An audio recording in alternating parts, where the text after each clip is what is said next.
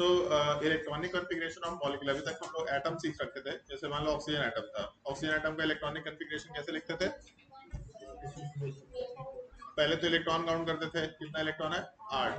अब 8 में जब इलेक्ट्रॉन भरना शुरू करेंगे तो हम लोग को डायग्राम पता है कि 1s सबसे लोअर एनर्जी पे था, इसमें 2 इलेक्ट्रॉन भर सकते हैं। फिर उसके बाद 2s का नंबर आया, इसमें 2 इलेक्ट्रॉन। फिर 2p का नंबर, इसमें टोटल 3 ऑर्बिटल्स थे।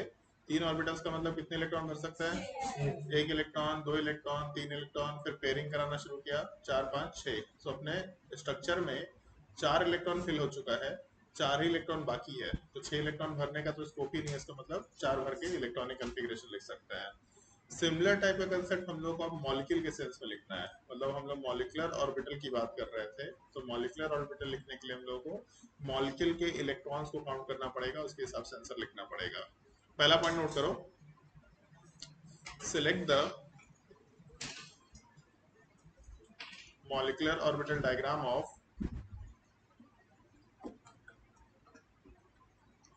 select the MOD of O2 or N2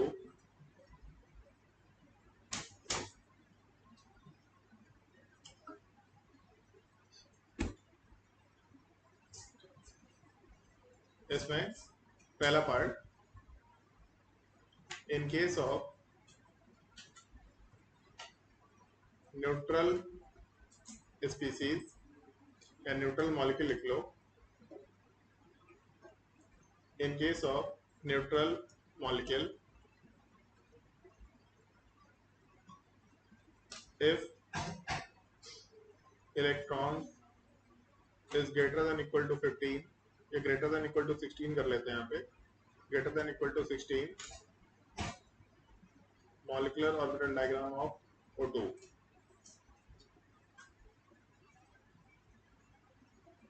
molecular orbital diagram of O2।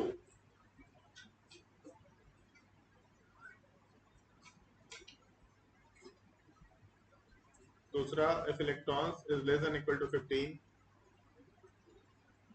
Molecular orbital diagram of N2। पहले आपको ये सिलेक्ट करना है कि O2 का डायग्राम फॉलो करना है कि N2 का डायग्राम फॉलो करना है। भले ही मॉलिक्यूल कुछ भी हो, जैसे मान लो C2 मॉलिक्यूल है, C2 मॉलिक्यूल में कितने इलेक्ट्रॉन्स होंगे? कार्बन में कितना इलेक्ट्रॉन होता है? 6। तो C2 में कितना जाएगा? 12। 12 का मतलब 15 या उससे छोटा इलेक्ट्रॉन हो गया। तो किसका डायग्राम फॉलो करेंगे हम लोग? MOD ऑफ N2 फॉलो करके काम करेंगे, समझे? तो हो सकता है कि इलेक्ट्रॉन 12 हो, 13 हो, 10 हो, 8 हो सकता है इलेक्ट्रॉन 18 हो। हम लोग डायग्राम केवल इन दोनों में से कोई एक सिलेक्ट करेंगे। मतलब जैसे हम लोग 1s2, 2s2, 2p वगैरह लिखा करते थे, इस तरह का 2 सिचुएशन है। कौन सा सिचुएशन सिलेक्ट करना है ये हम लोग डिपेंड करेगा कौन सा एलिमेंट लेके चल रहे हैं। अगर न्यूट्रल स्पीसीज रहा तब इसमें सेकेंड पार्ट मेंशन करना, इसमें 2 लिखने की जरूरत नहीं है, इसमें 2 पार्ट है। इसमें सेकेंड पार्ट मेंशन करना, इन case of charged species, charge का मतलब कटायनिक या आनायन की बात कर रहे हैं। इन case of charge molecule,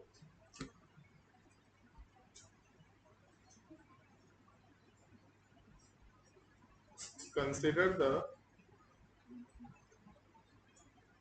number of electrons present in the neutral atom. Consider the number of electrons present in the neutral atom. या न्यूट्रल एटम लिखना गलत होगा, न्यूट्रल मॉलिक्यूल कर लो, एटम वर्ड गलत होगा थोड़ा यहाँ पे।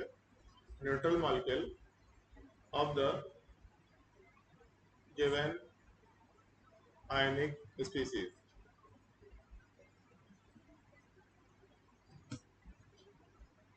उसके आगे मेंशन कर लेना, फॉलो रूल नंबर 1।